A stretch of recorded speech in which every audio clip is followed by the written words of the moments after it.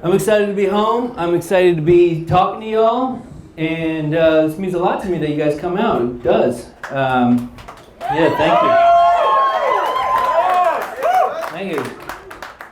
It's important to be here and see people that I grew up with, because you're the people, like, if I'm in hell and I don't see, I'm like, this is some bullshit. This is bullshit. Why am I here and they're not here? And if you are there and I'm not there, you better be pissed off. I'm just as bad as you. Worse. I'm worse than you. Yeah, I don't know. I see some faces in the crowd that I went to high school with. And yeah, I see you guys. I see it. I think the worst thing I did, I still think about it all the time, is I took ASL in high school. Yeah, it's Spanbauer. They put 14, 15, and 16-year-old kids in a classroom with a deaf woman, and they're just like, go ahead and teach them. Good luck. And we were like, just gonna leave us alone with her?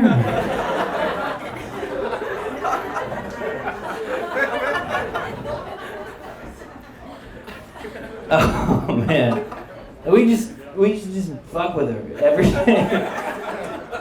I think it was like third period, so you get at like 11. Every day we fake the bell at like 10:55. Just stand up. There's the bell.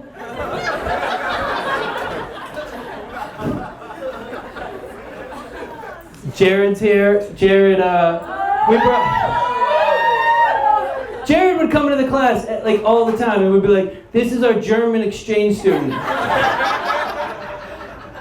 And for some reason, Jared would come in as an autistic boy. We'd just come in and be like, And we'd be like, he doesn't speak any English, don't even bother, Spanbauer. Every day, this is messed up. We would tell her, Corey's here too, Corey. We'd tell her Corey's playing music. Corey's playing music, and I don't even know. That's how little I learned in the class. That's not the sign. That's a gang sign, I think. She would go up to Corey and just take her purse and just open it up and just dump it out, shuffle through everything, and Corey would be like, no! Shuffle through everything, and then she's like, I don't think there's any music here, guys. Did you guys lie to me? No, there's no music. Every test was the smartest kid in the class. Like just being like, all right, number 1 is A. 2 is B. Followed by the dumbest kid in the class being like, what's 2 again? Seriously, man? Just pretend like you're deaf, dude. That's how we're gonna pass, together. Oh. But everybody had their way of messing with her somehow. And my way of messing with her was she would come and she would stand in front of my desk and she had this weird habit of wearing a lanyard. Like a lanyard, and then she would take her lanyard and she would take her badge and she would tuck it right into her pants. Like that. She'd stand in front of my desk and I would look at her and I would just go, boom. Stop her badge out of her pants. And she would go, Russell, no, don't touch my badge. I'm not trying to be fucked up, that's how she talks, okay? I don't want to do it, but that's the accurate way. And I don't know, I just kept doing it. I just did it once and then I was like, this is what I'm going to do. I'm going to do this. Pop her badge out. Don't touch my badge. And then one day I get called into the office and they're like, Russ, man, how do we say this? We have reports that you have been trying to sexually assault your teacher, Mrs. Spanbauer. And I was like, what? Yeah, she said you come in here and trying to touch her badge. I was like, her badge? Who's this badge? Who says that? And then I realized she couldn't speak. So she goes, he's been trying to touch my badge. Or my badge. And they confused badge with badge. Because she probably was like, who's been reaching down here? And I was like, no, I have been popping her badge out of her pants. I have been not trying to finger a disabled woman.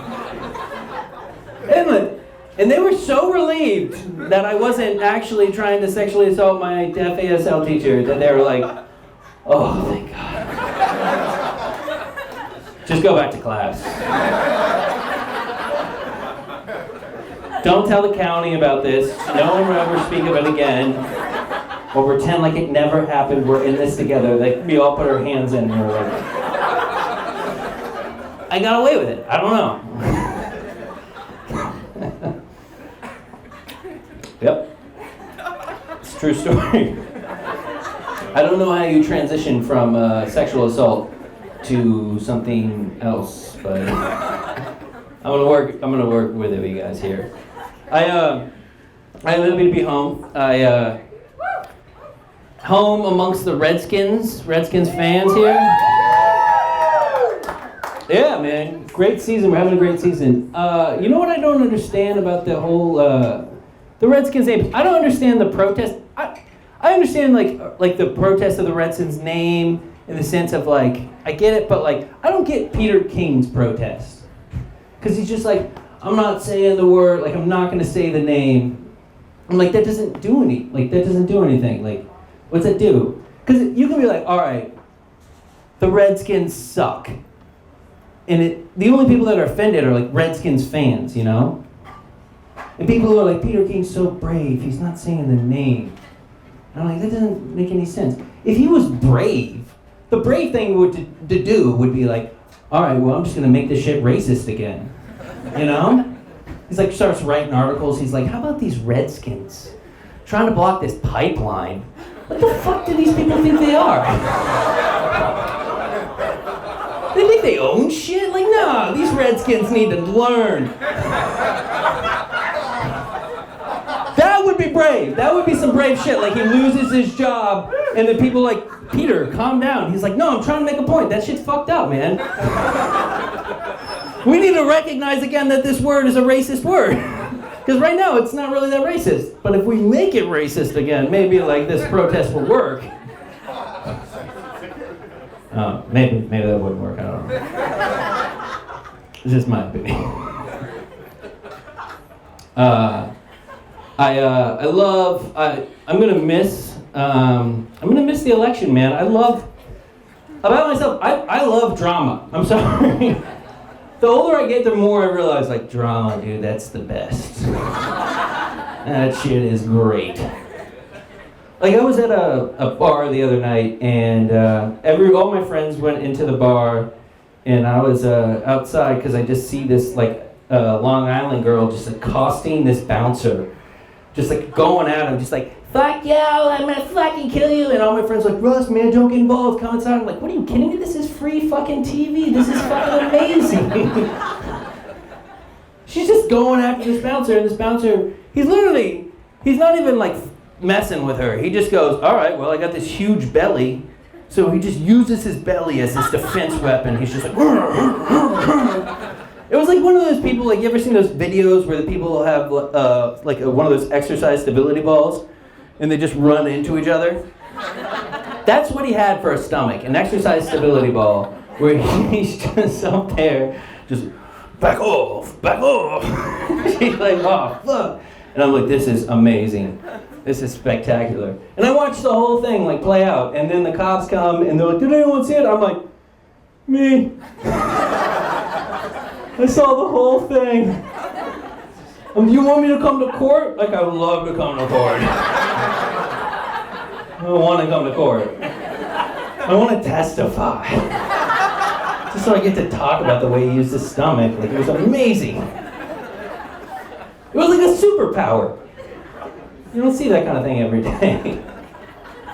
But I love drama. Like, Facebook for the past month for me has been spectacular. I don't know. It's been, like, it sucks for a lot of people. For me, it's like, wow, this is great. I don't know. It's just ridiculous, you know? It's like, Facebook has become my favorite video game.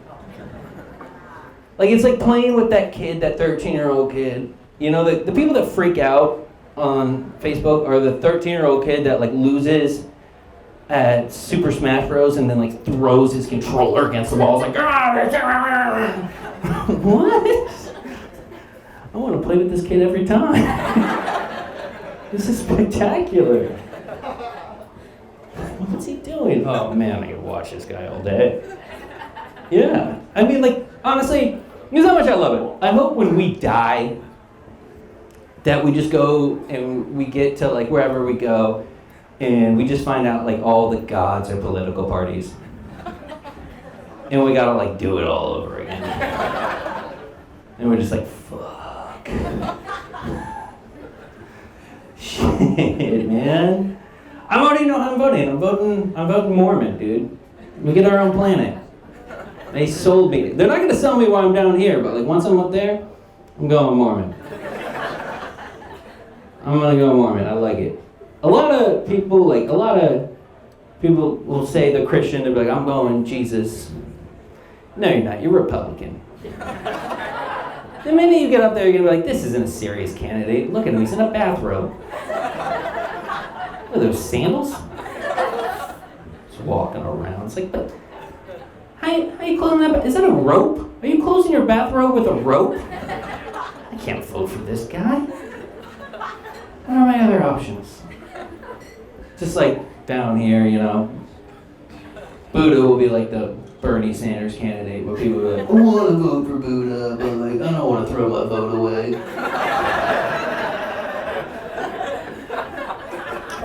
Wish I could. Should've. Who should've? Maybe we wouldn't be here.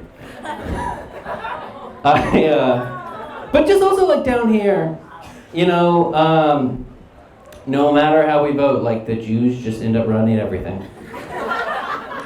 As they should, though. As they should. They're doing a good job. I got no complaints. I'm not gonna complain about that.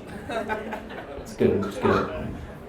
What if, like, when we die, and, like, you go and you die, and just, like, you ask God, you're like, God, what was it all about? He's just like, money?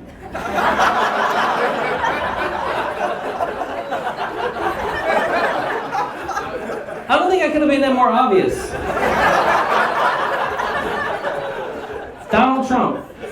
Every rap song you ever heard was about money. Money? Aw, shit, I'm an idiot. I was ignoring every sign. I thought it was gonna be something more important, but apparently, money. That's some good shit, right? What if, like, the Westboro Baptist Church was right, you know? That'd be weird. You'd be, like, back there, they're like, yeah, you're right, but it just turns out God's a dick. Who cares? Like, you're right, but, like, God's also kind of wrong? I don't know. This is weird. I'm not going to be able to sell it to you, but, like, I have this, like, a certain level of respect for the Westboro Baptist Church and their intolerance. Because it's so intolerant that it's like, dude, they believe that they believe that we're going to hell, and they'll say anything to keep us from going to hell. They'll say anything in the world to keep us from going to hell. And, like, a good Christian's like, they're just like, all right, go to hell. Like, it's like if there's a shark in a swimming pool, and, like, as long as they believe there's a shark in the swimming pool, it's kind of nice that they're, like, doing anything to keep us out of that swimming pool, you know? That's my opinion. But a good Christian's like, yeah, go swimming, I don't care. Don't worry about it. Whatever. Like, as long as they believe it. No, let me say it like this. It's kind of like if you had, like, the Westboro Baptist Church is like having, like, a really dumb friend. And you have, like, a really manipulative friend that tells your dumb friend, he's like, hey, man, if you don't have sex with Russell's girlfriend, man, he's going to go to prison. And then your dumb friend, like, comes up to you, he's like, hey, dude, I just want you to know, like, I banged Kate, so, like, you wouldn't go to prison. And they're like, oh, you're such a dick. But for the right reasons, you know? For the right reasons. I think you gotta be like, I don't know, I think you gotta be like a little intolerant to really consider yourself tolerant. Like you have to have like one intolerant friend to really consider yourself tolerant. Otherwise, it's like, what are you doing? Like, you're not really tolerant then. You know? I don't know, maybe it's just me. You gotta get all these, you gotta surround yourself with all types of people, even the dumb ones. And yeah, like I don't know, man. I live with some lesbian girls, and there's no transition there. They're just intolerant people towards me. That's how they treat me, and that's how I bring them up. I live with 2 lesbian girls, and I've lived with them for 2 years, and they're great at being horrible to me. Everybody like knows me here, so like they see me on Snapchat and they see like me say things to Melanie, and they're like, "Oh my God, Russ, you're so horrible." Wait till the camera's off. Melanie knows what the fuck she's doing. I have this like sick addiction where I go to Melanie for advice, and like I just get torn down every time. It's like she's working in like a coal mine. I'm a mine. She's just banging away at the walls, and I'm just losing every bit of myself every day. Like I was like, Mel, should I cut my hair? And she's like, I don't think you have the head for short hair. What about my beard? Should I shave my beard? I don't think you have the face for that. Right? Like one thing I asked her the other day, I was like, Mel, you got any advice on going down on chicks? She was like, number 1, Russ, you're not qualified.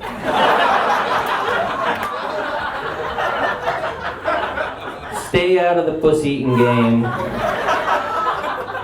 That's my game. You're gonna get there, you're gonna get lost, you're gonna fuck shit up. Don't bother. Okay.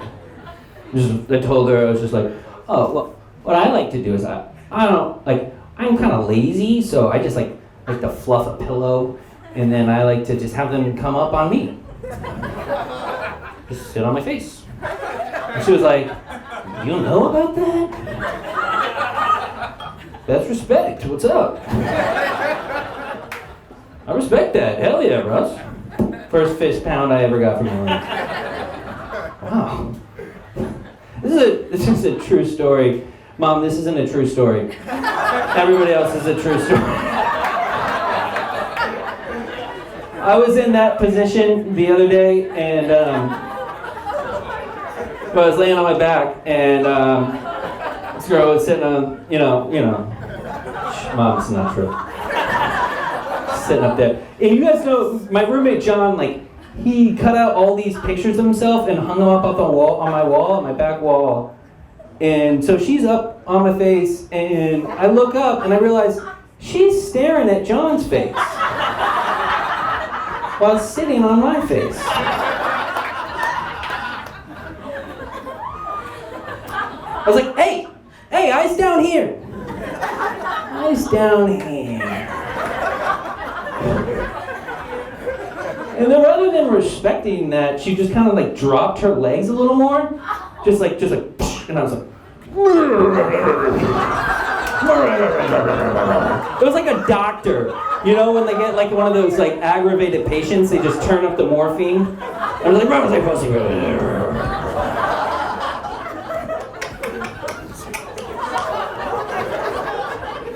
okay. I mean, he's got a nice face.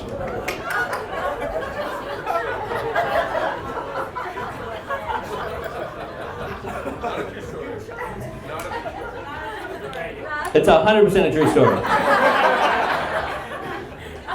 You can't make that shit up. It was disturbing, man. I think about it all the time. In a pleasurable way. I don't know. So one thing, what was it, Melanie? One thing that I have my way of getting back at Melanie is I just start subjective arguments with her. Just I tell her that I'm more liberal than she is, and it just pisses her off. She's like, no, you're not. Yeah, I am. She's like, no, you're not. Yeah, I am. And she goes, well, you're not liberal. And I go, all right, well, maybe I'm not overall more liberal than you, but pound for pound, I'm more liberal than you. You're a 24-year-old lesbian girl. I'm a 27-year-old white guy who works at a bank.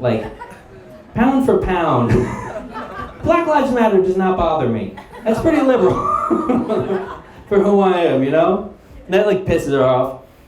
Another example is we got in an argument the other day, and we got an argument about white privilege, and she said if you're white, 100% you have white privilege, and I was like, that's not true. And she was like, yes it is. Yes it is. And I was like, I have one caveat. You can totally tattoo your way out of white privilege. Yeah, dude, just go to a tattoo parlor and be like, dude, I'm sick of white privilege. They'll be like, did you go on our website? We have a package for that. We can get rid of all of that. But I don't think it's a good idea, but we can do it. We get some stuff here, some stuff here. You won't have to worry about it. Yeah. I don't know. I took a bus down here, and I hate the bus, but I also love the bus. The last time I was on a bus before this, I was on my way home from Dewey Beach, and this is weird, but I met a girl on the bus, and I ended up making out with this girl on the bus. Yeah, I'm still confused by it. Because I don't know how to feel about it, It's because it's Russ, man. It's there's two ways to Russ, man, you're killing it, dude. You're making girls on buses? You're making out with these girls? Fuck yeah. Or it's Russ, dude, what are you doing, dude? You're making girls on buses? You're making out with these girls? Not a good move, man. I don't know. I'm perplexed by it, dude. I don't know. I don't judge myself for it. I judge her for it. Look at me. I judge her for it all day. I haven't had a haircut in forever. She was a bad move by her. Yeah. Yeah. Dude, my entire thing is my whole dating criteria is, can I seamless you if I wanted to, you know what I mean? How far away from you? If you're further than a migrant worker will go on a motorized bicycle, you're too far from me. And I think that's a legitimate criteria. I look at other girls Tinder profiles, and I'm what do they have on there? They're just they're no scrubs and no cargo shorts. First of all, you're not better than cargo shorts. Dude, who are the scrubs that are self-identifying and then being nope, never mind. Can you imagine if The Bachelorette started every season and The Bachelorette was all right, first of all, no scrubs. 4 guys stand up, they're this is bullshit.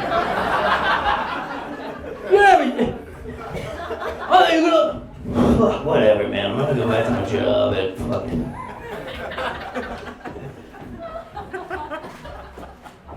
Oh, that's stupid. I think distance is a perfectly fine criteria. I've been seeing this girl, and for a month now, and every Thursday she breaks up with me, and every Sunday we get back together, and I have zero problems with it. This is the ideal relationship. And everybody I tell about it's that's a red flag. You don't want me to get out of there. I'm like, do you know me? Like, I'm a red flag. My life is a red flag. I'm pretty sure I gotta go to my doctor to get Ritalin so I don't get fired from my job. That's a red flag. It's a red flag. My Tinder profile should just say, actively seeking other red flags. Not better than you. I am willing, yeah, just come in numbers.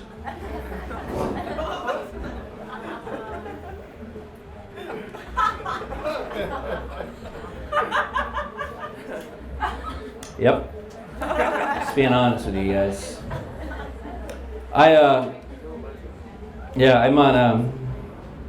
I'm on Tinder, and it's interesting. People like hate Tinder, but I don't know. Like, what was my life before Tinder? I remember my life before like dating apps, and for me, it was like trying to sell a used car door to door.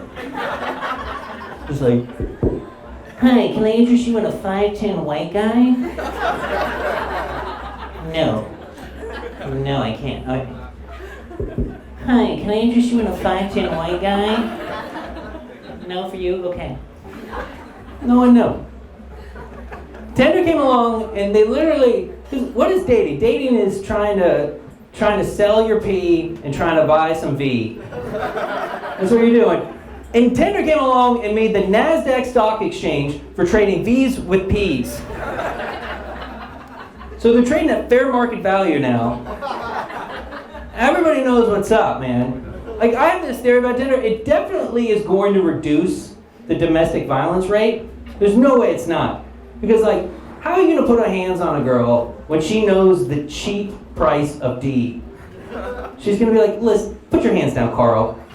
You know how fucking cheap dick is in this town? Stop it. Stop it. It's fucking everywhere. Yeah, man, I go on Tinder. I got a strategy. I go on there and I'm like, all right, here's what I'm gonna do. I'm gonna try to upsell my P, and then I'm gonna try to buy some undervalued V, and I'm gonna build a nice portfolio. Something my grandkids are gonna be really proud of. They'll like look on it. They're like, Grandpa was a fucking weirdo, but a killer. Good for him. Yeah. I'm actually like surprisingly like, and I'll tell you guys this, and on this, I'm surprisingly like pretty good at dates and going on dates. Yes. I am. Like, you wouldn't expect it. You wouldn't expect it. I don't know, I'm pretty good at, my buddy Barry's here, he's laying up there. Woo! And Barry's like, he's like, dude, I can get dates, but like, I'm not really getting like the second date. I'm like, oh, dude, I don't have that problem, man. He's like, well, what do you do? And I'm like, I don't know, just like, you know, go on a date and like, ask a bunch of questions. He's like, yeah? And then what? And I go, I don't know, man. I find out something that like she's passionate about. Yeah, and then what? And I go, well then like I just like kind of disagree with her on it, you know? Argue about that. Yeah, and then what do you do? Well then I just like act like she changed my mind about it. Huh.